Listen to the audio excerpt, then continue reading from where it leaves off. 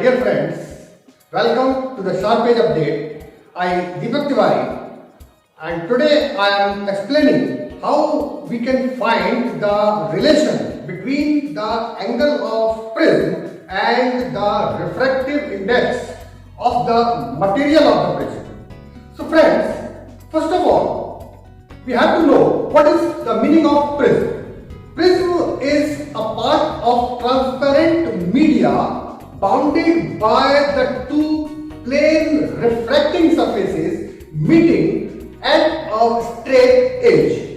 And the meaning of refractive index, as we know that by the second law of the refraction, or you can say that by the Snell's law, the ratio of the sine of angle of incidence to the sine of the angle of refraction remains always constant, and this constant is known as the refractive index of the two media. Now here I am explaining how we can calculate the relation between the angle of prism and the refractive index of the material of the prism.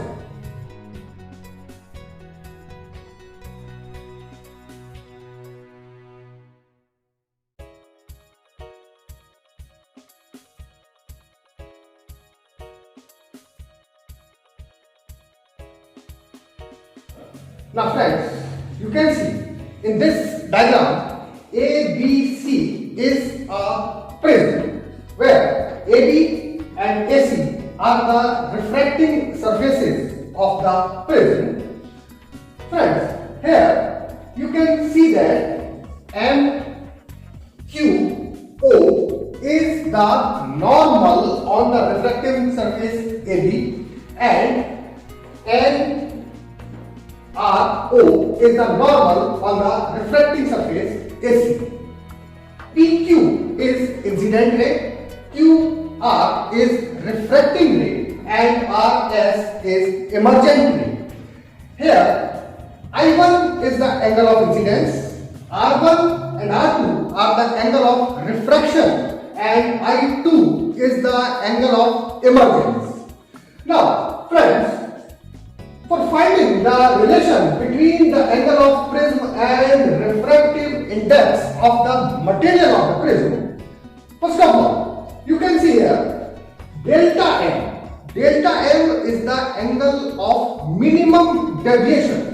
You can see that PQ is the incident ray, and if we extend in the gravitic form in its original path, then the way of this incident ray will be in this way, and the ray emergent ray in the direction of RS, and if we proceed back to it, then these two rays means incident ray और emergent ray एक दूसरे को T point पर intersect करती है, means emergent ray and incident ray intersect at the point P. So this angle is the angle of minimum deviation. Now for the triangle TQR, in this triangle TQR, delta M is the exterior angle, and by the help of geometry, we know that exterior angle is always equal to the sum of two opposite interior angles. So you can see with the help of diagram, angle of minimum deviation delta M equal to angle UT S. In the diagram, you can see UTS is the angle of minimum deviation represented by the delta M, and with the help of geometry, delta M equal to angle TQR plus angle TRQ, because we know that exterior angle is always equal to the sum of two opposite interior angles. So we can write here delta M equal to angle TQR plus angle TRQ. TQR plus TRQ, because these two angles are the two opposite interior angles for the exterior angle delta M. Now, here I1 is the angle of incidence. So you can see that this angle will be the vertically opposite angle. So if we calculate the value of angle TQR, then we can write it I1 minus R1. हम इस पूरे angle से यदि angle of refraction को minus करते हैं, then we get angle TQR. So we can write here delta M equal to I1 minus R1. Similarly, for TRO, I2 is the angle of emergence and this angle is the vertically opposite angle for the angle I2. Now, the value of angle TRQ will be I2 minus R2. Means I2 angle से यदि हम R2 angle को minus करते हैं, then we get the value of angle TRQ. So we can write the value of angle TRQ equal to I2 minus R2 as shown in the figure. Now, friends, for the minimum deviation, we can know that I1 equal to I2 means angle of incidence is always equal to angle of emergence for the condition of minimum deviation. And these two angles of refraction are always equal for the condition of minimum deviation. Means R1 equal to R2 for the condition of minimum deviation and I1 equal to I2 for the condition in minimum deviation. So we can write here I1 equal to I2 equal to I left and R1 equal to R2 equal to R left for the minimum deviation condition. Now, with the help of this, we can write here delta M equal to I minus R plus I minus R. So we get delta M equal to twice of I minus twice of R. Then this is the equation number 1. Now, with the help of this diagram, we can see that MO is the normal for this reflecting surface and NO is the normal for this reflecting surface. So, in quadrilateral AQORA, we can see that angle AQO equal to 90 degree because MO is the normal. Similarly, angle ARO is also of 90 degree because NO is the normal on the reflecting surface AC. So, for quadrilateral AQORA, for quadrilateral AQORA, in this quadrilateral, the sum of angle AQO plus angle ARO equal to 180 degree because both angle has the value of 90 degree because MO is normal on this reflecting surface and NO is normal on this reflecting surface. Now, in this quadrilateral AQORA, the remaining angles, that is angle A and angle QOR, has the sum as 180 degree because all the sum of all the four angles of any quadrilateral is 360 degree. So, the sum of angle A and angle QOR will be equal to 180 degree. So, we can write here angle A plus angle QOR equal to 180 degree because these two angles are the remaining angles of this quadrilateral. So, like this is the second equation. And now, in this diagram, that in triangle QOR, you can see that in triangle QOR, as we know that the sum of all the three angles of any triangle is always equal to 180 degree. So, we can say that angle QOR plus R1 plus R2 equal to 180 degree. So in triangle QOR, R1 plus R2 plus angle QOR equal to 180 degree, because as we know that the sum of all the three angles of any triangle is always equal to 180 degree.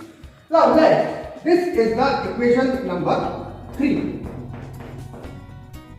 So friends, you can see by the help of equation 2 and equation 3, in left hand side of equation 2 angle A plus angle QOR, and in left hand side of equation 3 angle R1 plus angle R2 plus angle QOR, both are equal to 180 degree. So we can equate the left hand side of these two equations, and after cancelling the angle QOR, we get angle A equal to angle R1 plus R2.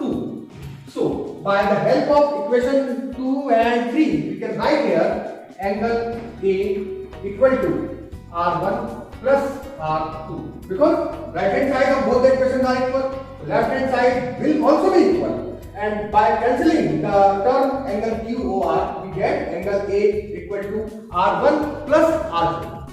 As friends, I have told you before, for minimum deviation condition, the R1 is equal to R2 and the value of these two like equal to R.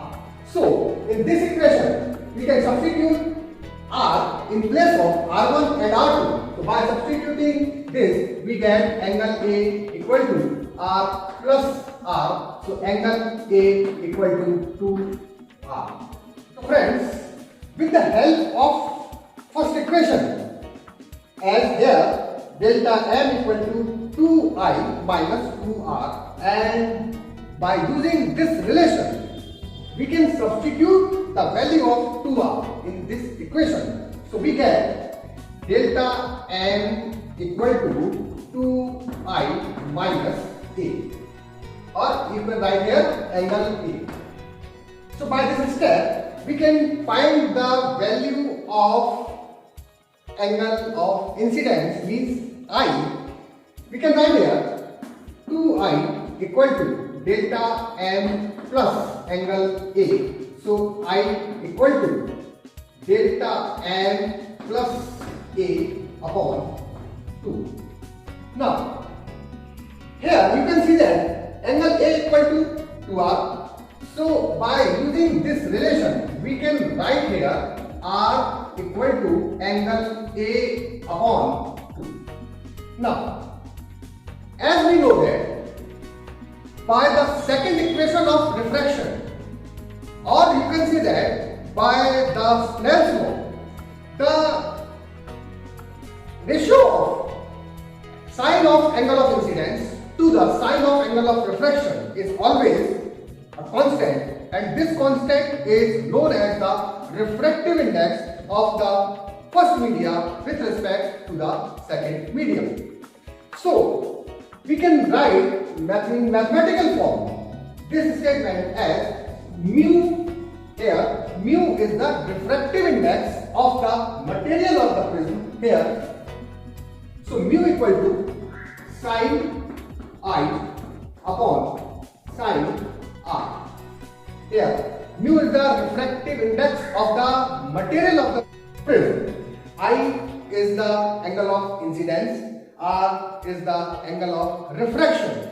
So we have I equal to delta M plus A upon 2. Here delta M represents angle of minimum deviation, A represents angle of prism. Here you can see that मैंने यहाँ पर angle A लिखा है, मैंने इस step में इस angle A को इस फॉर्म में लिख दिया ओनली A. So यहाँ पर A का मतलब है angle A means angle of prism. So I equal to delta M plus A upon 2 and the angle of refraction equal to A upon 2. So by substituting these two values, that is value of I and value of R, we get mu equal to sine A plus delta M upon 2 divided by sine A upon 2. So, this is the relation for the angle of prism and refractive index of the prism. So, by using this relation, we can find the refractive index of the material of the prism. So friends, in next video, I will explain the dispersion without deviation and deviation without dispersion through the combination of prism. Till then, goodbye. Please like and subscribe the channel The Sharp Edge Update.